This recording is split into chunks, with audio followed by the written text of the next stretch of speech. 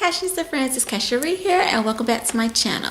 So today, or earlier today, I filmed my house tour video, which made me think to just go ahead and film this video because they kind of go hand in hand, just to share like some things that I've come across since, you know, being a homeowner and things that I've learned, just little, just my experience or whatever.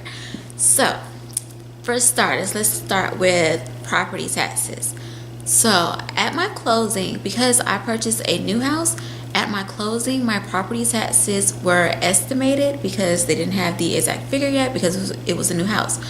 So a few months after like being in my house, I received a letter in the mail from my county which like told me the appraised value of my house that they came to, which meant my property taxes would be X amount of money, just the whole thing. And then it also gave the option to appeal it, meaning if I didn't agree with what they appraised my house for, I could appeal it in order to get my property taxes reduced.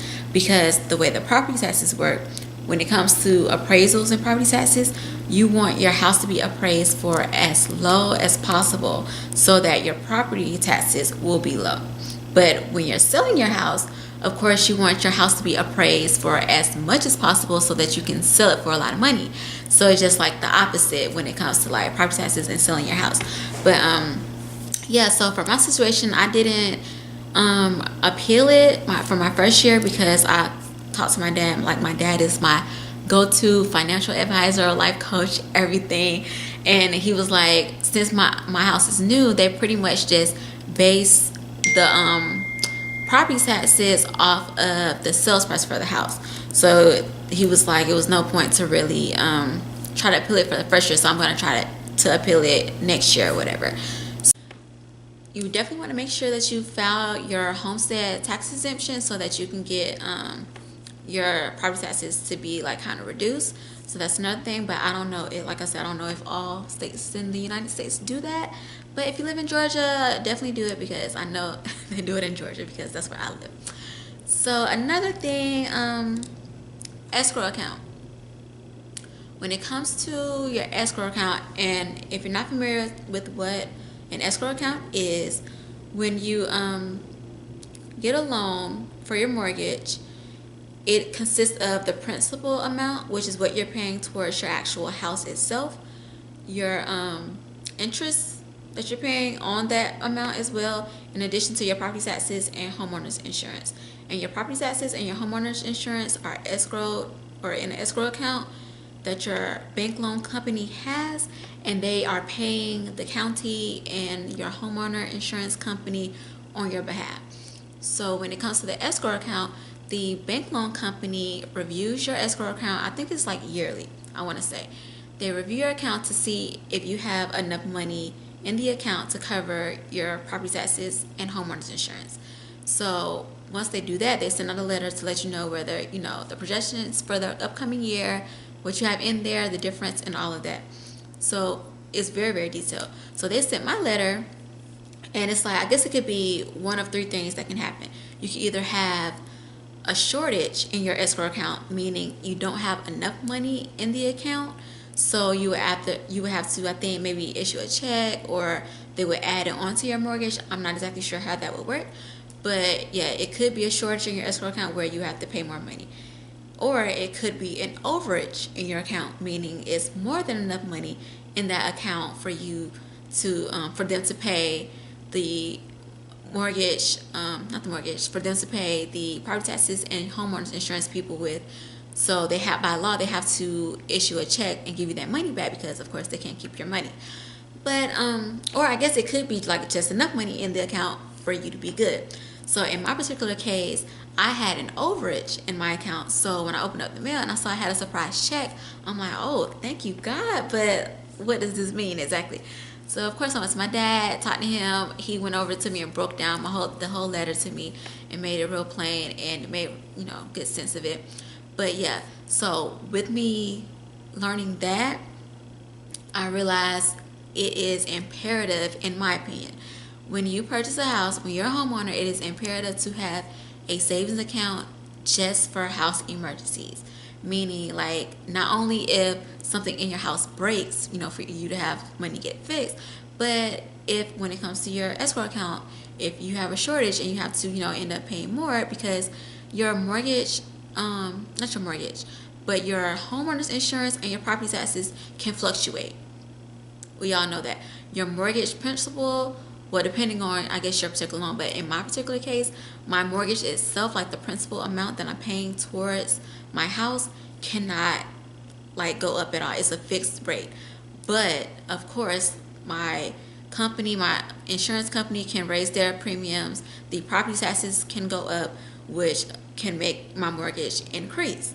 So because of that, I think it is imperative to make sure that you have a house emergency savings fund so that if anything comes up, you're good, you're covered. So that's just something that I learned there. Another thing that I learned most recently is in regards to taxes and filing your income tax. Or not filing your income tax, filing your taxes. So last year was my first year itemizing, right? But I was in my house for a full year last year. So this year filing my taxes was my first time being in my full house, in my house a full year. So I was like thinking like, oh, I'm gonna get a good income tax back this year because I get to write off my interest that I paid on the house. So my income tax is about to be real nice. But no, the reality of the situation is if you are single with no kids, your income tax will never be nice. Okay? This is point blank what it is in America. Point blank. If you're single with no kids, you're just out of luck. Okay? So I know that now. I knew that before, but I was just hoping that it would make a little difference. But yeah, it really didn't make a big difference with me itemizing. But I mean, I guess if I didn't itemize, I would have gotten back less. So I guess it's good still, but it's not like you're never gonna get back as much taxes as you pay anyway. So it is what it is when you live in America. But what I did learn this year was that when you do itemize and file your taxes the following year, your state income tax that you received the previous year will be counted as earned income for that year. So for instance, like I don't know if that makes sense, so let me try to explain better. For instance, like before I started to itemize, of course you file your taxes, you get a state income tax and you get a federal income tax. That's that. Then next year I file my taxes again, same thing. I get a state, I get a federal. Regular, neither one of those income taxes are counted as income for that year. It's just an income tax. But now that I'm itemizing, my state income tax that I received the previous year is counted as earned income.